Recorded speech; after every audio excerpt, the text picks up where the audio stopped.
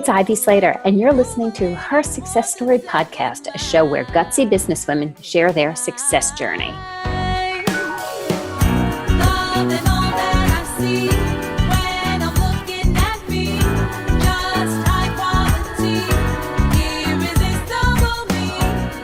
Hello, and welcome to this week's episode of Her Success Story. This week we have an amazing guest, somebody I was so fortunate to meet through a mutual friend. And I'll always say it's all about the relationships we build and the connections that bring us to meet great people. So today's guest is Lorie Cheek. She is the founder of Cheeked, which is an amazing app that I'm going to let Lorie share with you. But I want to share a little bit of Lorie's background because I found it really fascinating. Lorie his background is in architecture, something I have a huge respect for, somebody who could see, design, and build something. And I think that has had a huge influence of building your company today. I have to say, in your background, though, a couple of envious pieces as working for Christian Dior, trained, you trained as an architect, and you took that foundation into building things into fashion, and you are stunning and stylish and put together and poised, whether I've met you, or I see pictures of you all dressed up, which is beautiful, or just like an evening that was a casual thing out, and you have a beautiful sense of style that you bring to your company, and your elegance that from what I met when I met you was you as a person, and clearly has flourished into you as a CEO. So welcome, Lorie. Well, thank you for that introduction. So share because the one thing I know I don't explain well is technology. So that's the one thing. Share a little bit about Cheeked first, so our audience gets to know who you are in your CEO space, and then we could talk about how you got there. Yeah, so Cheeked, I've had the business for, I guess, almost 9 years now, and it's been through a lot of iterations over the past 9 years. Back when I launched the business, there weren't really apps. I mean, that was sort of a very new thing back then. But now, 9 years later, we have a Bluetooth dating app. So that allows single people to have an opportunity to spark a conversation in the real world before starting a virtual conversation, which I find on most dating apps actually leads nowhere because people are so comfortable hiding behind technology and their phones.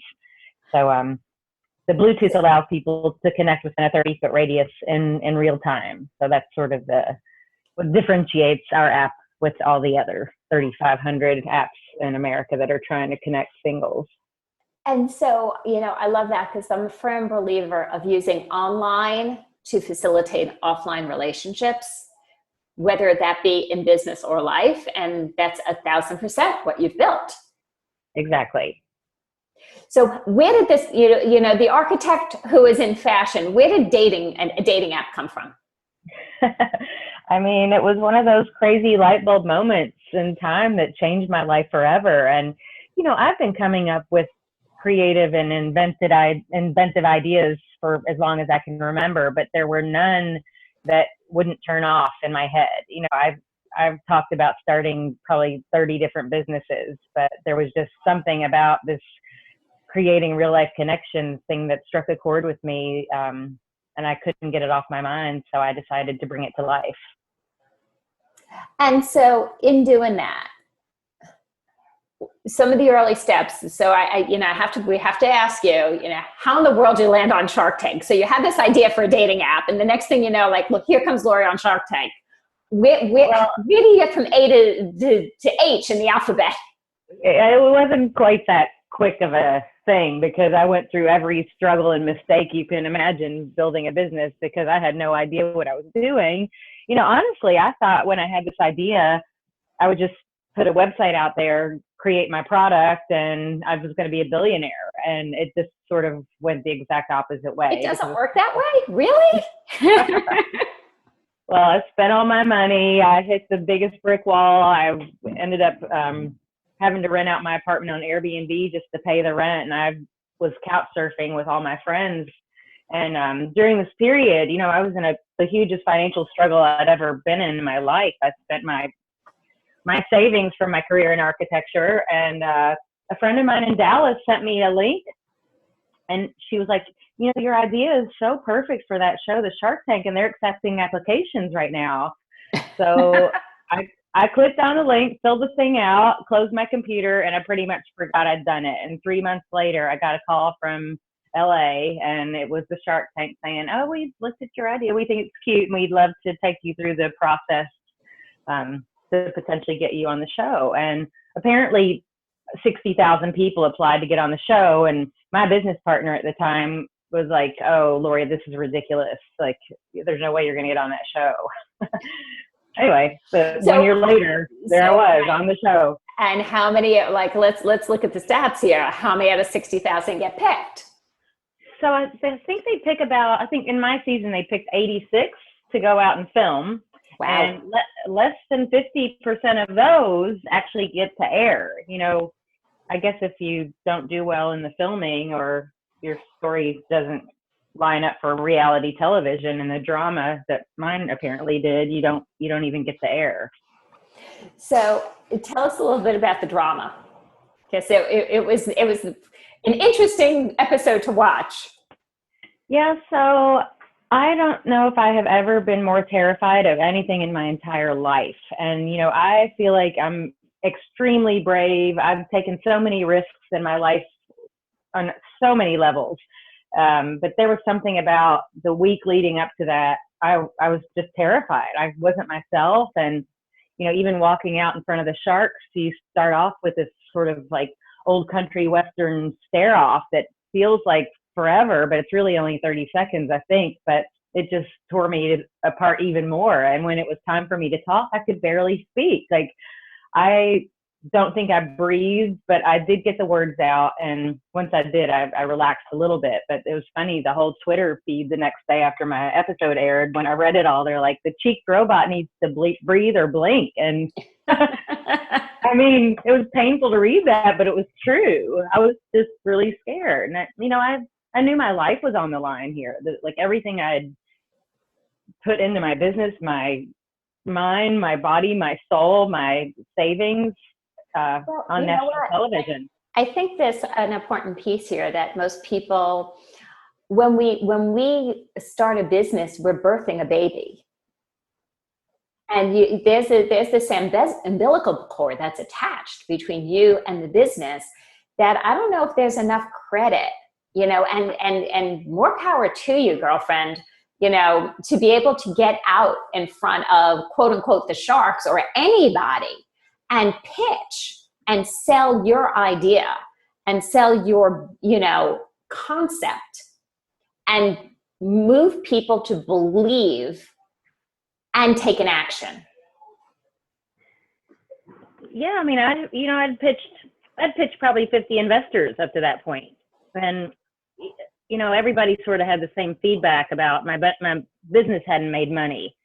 And I had a feeling the sharks were going to say the same thing, but I still believed in my idea so much that I thought the audience, you know, 8 million viewers, there were going to be people out there that got it. So it would either put a boost in my business, or I'd find an investor from people watching the show. And that's exactly what happened. Right. So you leverage Shark Tank for a PR option. Yes. And I feel like I failed on that show miserably, and I decided to use that as fuel to succeed even more. And that's exactly what I did. I ended up raising over 6 times what I asked for on the show. My partner and I rebuilt and reinvented the whole business. We turned it into this app, and we've got more users to this day than we ever could have dreamt of back in the day when I had my other product. So where are you today? Where are you? Where is Lorie Cheek and where is Cheeked? 2 different questions. Lorie Cheek is physically walking back and forth in my Lower East Side apartment. So it's not a long walk because it's a tiny apartment. Because it's Lower East Side apartment, which is trendy New York City. Love it. Great food. That's true. I call it the Lorie Cheek side. How's that? I like that. And Cheeks is actually all over the world now. You know, the beauty of that Shark Tank episode too is that it re-airs all over the world all the time. As bad as it was, all those viewers still to this day are coming onto our website to see if we still have a product, and we get downloads all over the world from that episode. It's like, it's the best press. Yeah. Yeah. I mean, think about what we have to pay in advertising dollars, right, to get that ongoing long-term exposure that's evergreen. Exactly. And, you know, I've been flown around the world to speak about this, about how badly I did on that show and how I crawled out of the hole that I was buried in for a long time there after that episode. So, you know, it's given me a lot of opportunities to share my story. And I think it's inspiring for other people, sort of not to take no for an answer and follow your dreams. What would you say to people who are in the early stages? And I look at early stages of the business as really 3 to 5 years. And, you know, in the first stage of building, and, you know, there's some obstacles in those early years. There's always obstacles, but there's a lot of decisions and a lot of things you're navigating. Anything you'd say for those earlier stage business owners, those first 2-3 years? I mean, you know, from my personal experience, it was really difficult. I mean, I had some serious hardships, and most of them were financial, but that's also very emotional. And, you know, I didn't want to quit, and I'm so happy that I sort of bulldozed through all of that. But I just say, if you want this hard enough, it's not going to be easy. It's scary, and it's super risky. But if you believe in it and you want to live this life, I say, whatever you do, don't give up. Surround yourself by positive and supportive people. Hold on, stop right there. Okay. I think that's a golden nugget. So what does that look like for you? You know, surrounding yourself by positive and supportive people. I mean, I think it's been the most fruitful tool in my business. You know, humans, these people that you're human capital. Yes, exactly. You know, I also, one of my favorite quotes out there is surround yourself with the people that you want to become. So I think there's something about surrounding yourself with positive people that you admire and respect, and you have similar goals. But I also think my friends and family have just been the cheerleaders that have gotten me through my tough times, that have helped me risen above all the mistakes and failures that I've made. So I just think people, they trump pretty much everything in building a business. And I think getting the right team on board. You know, when I started out, that guy that didn't think I was going to make it on the Shark Tank, he's not part of my business anymore, but he wasn't a believer. So I think you've got to be around people that believe in your idea as much as you do, or get them out of your life. And I think it is an important piece here that you shared, that is, surround yourself with people that are in the direction, that are already in the direction of where you're going. Right. You know, can you expand a little bit on that? Because I think there's huge value there. I think it's an important piece that too many people don't really get.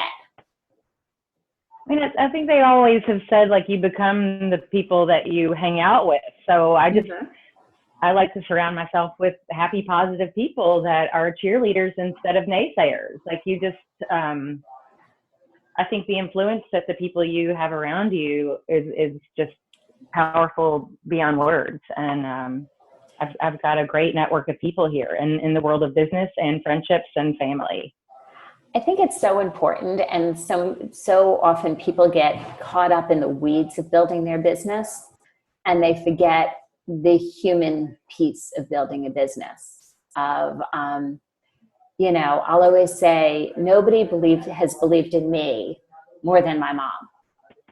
You know, when the first time that I went out and my printing company became completely mine, right? And I no longer had partners, my aunt gave me a sign. I'll never forget this. She gave me a sign that said, behind every great man is a great woman. Behind every great woman is herself.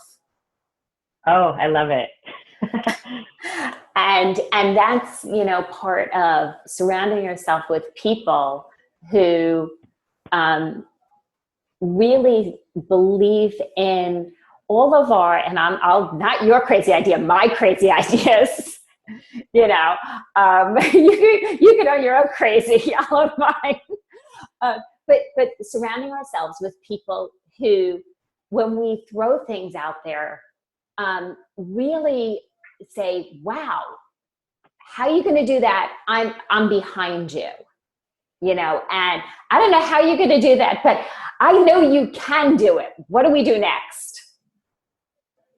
Yeah, I mean, I feel like you honestly can be your own biggest obstacle in building a business. So that's why I feel like it is so important to have other people saying, yeah, you've got this, you can do this. And I think you've got to convince yourself too. So I think self-belief is another huge aspect of creating a successful business. How do you manage in looking at self-belief? Sometimes those little gremlins that pop up, and the little pieces of self-doubt that can creep along and lead us to question ourselves. How do you manage that in the because it's so important to believe in yourself? Well, I feel like I have this awful characteristic that's actually come in very handy through building a business, and that's me being so stubborn. And as bad as that can be, like when you're a kid, you know, I feel like it's what's kept me going. And whenever those demons come near me, I mean, I just sort of I kill them, or I run the other way. So I don't know. I don't let things attack me that way. And good job. I think that's something about self-belief. I've never done anything halfway, and when I put my mind to something, I'm going to kill it. So what tips do you have for our listeners today? What tips do you have for people who are building businesses, building careers, and, you know, want to embrace it at 100%? Yeah, I mean, I think that people thing is crucial. Like I mentioned earlier, getting the right team on board. I mean, it took me 5 years to find the missing link that I really needed in my business, but it's hard to go at it alone. So I do think having people around you, if you can afford having a team on board, like as a tech business, I didn't have any technical expertise in my business at all. I had 2 business guys that I started out with initially. So it was just the wrong decision about the people that I put on my team.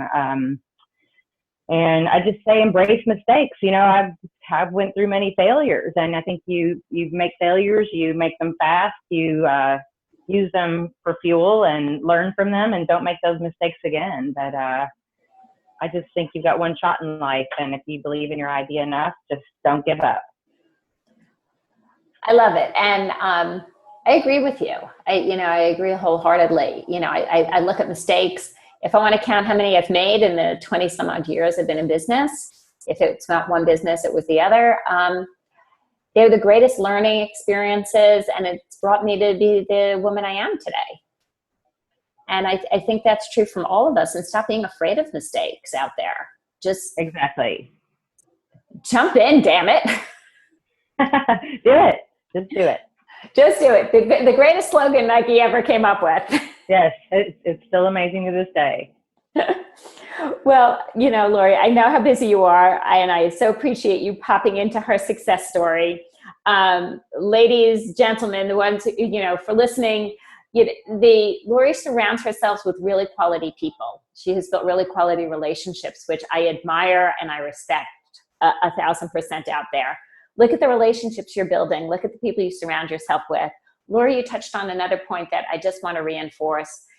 In raising capital to build any business, whether you're self-funding, whether you're out there raising capital, know that the importance of building a great team is the utmost priority in growing and scaling anything of value.